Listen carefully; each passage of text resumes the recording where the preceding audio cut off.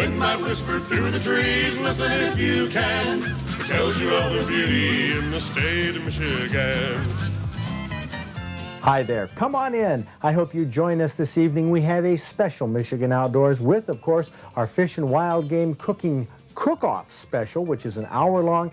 This right here is the half-hour portion of Michigan Outdoors, and we're going to show you a feature that if you watched Michigan Outdoors last August during the heat of the summer, you learned about beavers in some of our Michigan beaver ponds. Damian Lunning from Mayo acquainted us with the life and times of the beaver up there. A very interesting story. We're going to show you a classic recipe that was a winner a couple years ago and a lot more, so stay tuned. I'm Fred Trost. It's Thursday night, time for Michigan Outdoors.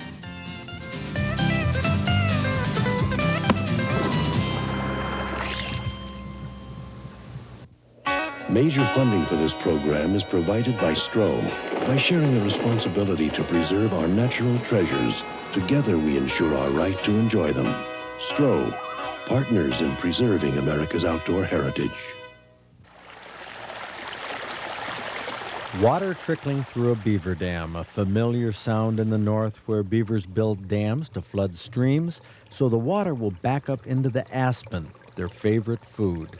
Beaver also flood roads, causing millions of dollars worth of damage each year, which makes them very unpopular with county road commissions in the North Country.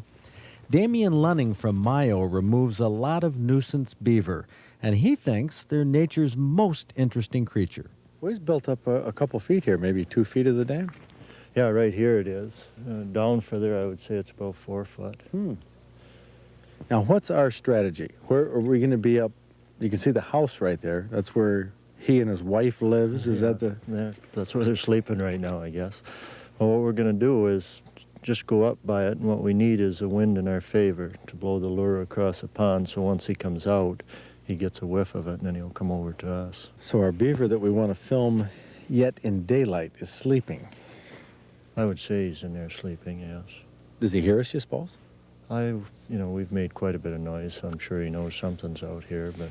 And you say you can pull his chain here to get him... Yeah, hopefully... Ring his doorbell? Hopefully I can get him to come out. I got a pretty good-sized rock in my pocket here, and I picture out in a pond that sounds like another beaver slapping its tail. Oh. And usually that rousts him out fairly fast. Get the scent out here, Damian. This is from the castor gland, you say, of a beaver. Right. The bigger chunks is what's on the side of the gland, and then there's a watery type of liquid in there too. And this would come off of or the back leg or something of the beaver? Right at the vent. Oh, or around underneath the tail. Right. And then how does the beaver normally, if he was going to mark his territory, how would he deposit that? Okay, what they do is they'll grab some mud, bring it up on the bank, turn around and just squirt some of this castor out on the mud. So they don't just leave it as they go, No, they squirted it, at will. So we're going to put this in the air, and after the slap on the water and the scent in the air. Right. As soon as the beaver comes out, we dab that stick in there, and, he should be lying over here. Well, this will be interesting.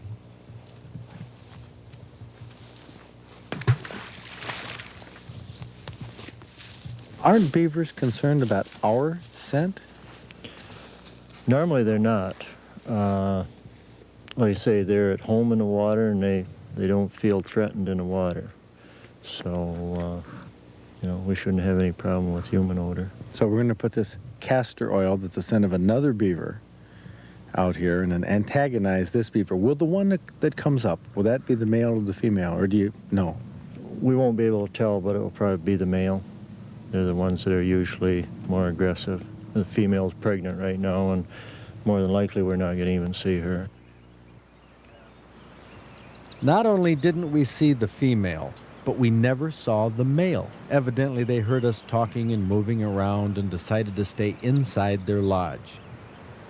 Another night, on another pond, we set up again more quietly and soon saw the bubbles of a beaver family coming out to investigate. I held the stick with the oil from a beaver's castor gland, letting the wind carry it over the pond, and right away a beaver moved in.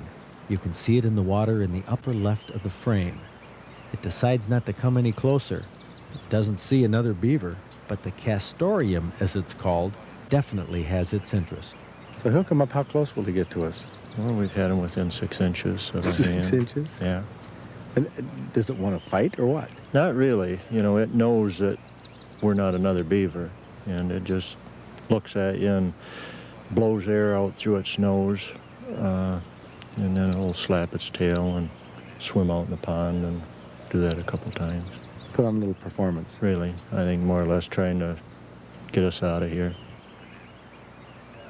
There were 3 beaver from this family cruising in front of me, taking turns coming in close to check out that strange castoreum.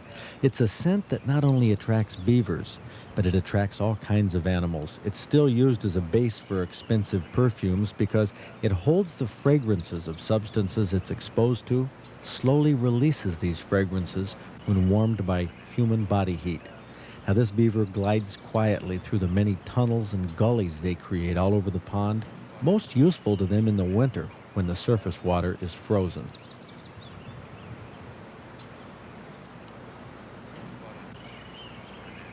I remain as still as I can, holding the stick in front of me, seeing if that beaver won't swim within a few feet. His eyes aren't very good, but I think he doesn't like coming so close in shallow water.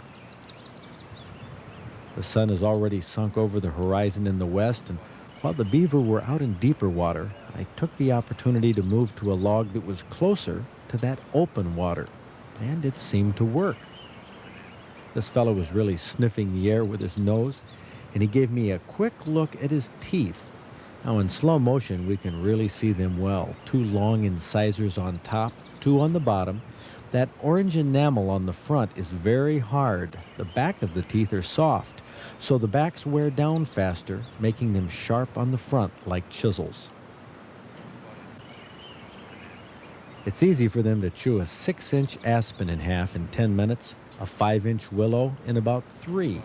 The world record, if there is one, was 37 inches in diameter, a 110-foot tall cottonwood tree that was felled by beavers in British Columbia. Now, these beavers won't start to work on their trees until after dark, and I imagine they'll be on the lookout for that strange beaver that they swore they smelled by the edge of the pond just before sundown. But they did their best to scare it away.